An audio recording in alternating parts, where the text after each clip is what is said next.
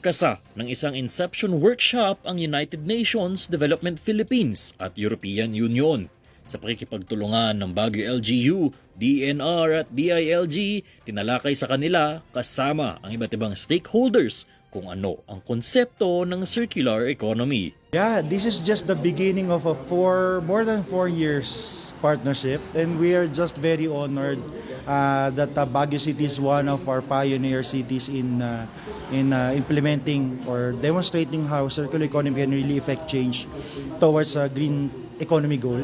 Ang circular economy ay ang pagbawas sa nagagawang kalat sa pamamagitan ng masusing paggamit ng mga resources at matalinong pagdisenyo ng mga produkto. Sa pamamagitan nito, mas mahabang napapakinabangan ang mga kagamitan. Kaakibat nito ang 10 Rs, ang recover, recycle, repurpose, remanufacture, refurbish, repair, reuse, reduce, rethink, at refuse. Nakatutulong ito sa pagpapababa ng napuproduce na basura sa lungsod.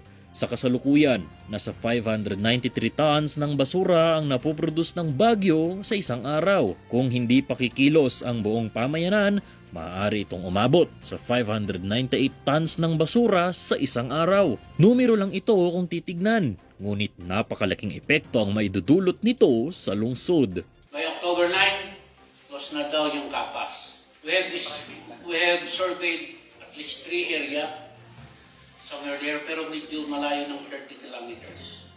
That would mean additional cost. 7 pesos per kilometer per ton.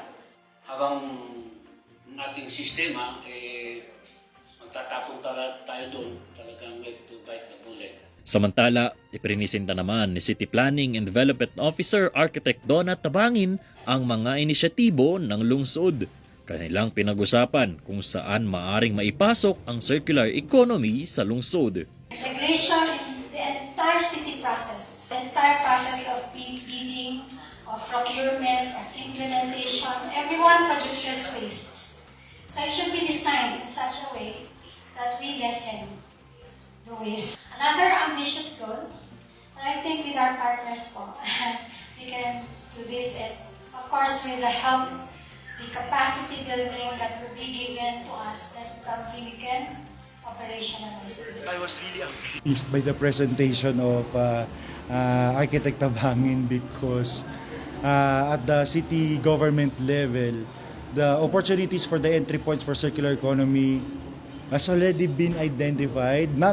We don't expect it to be very specific, but broadly where the entry point could be the culture, could be the creative spirit of the city. Ayon naman kay Councilor Betty Lourdes Tabanda, wala pa namang national law na sumasaklaw sa circular economy.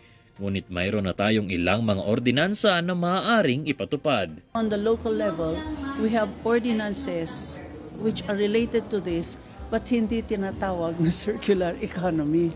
So what we shall do is, we will seek guidance regarding the law on circular economy, but in the meantime, we can make our local ordinance on circular economy. Ang Baguio ay ikapitong syudad na binisita ng UNDP. Ito ay kasama sa Green Economy Program in the Philippines ng DENR na siyang pinondohan ng European Union.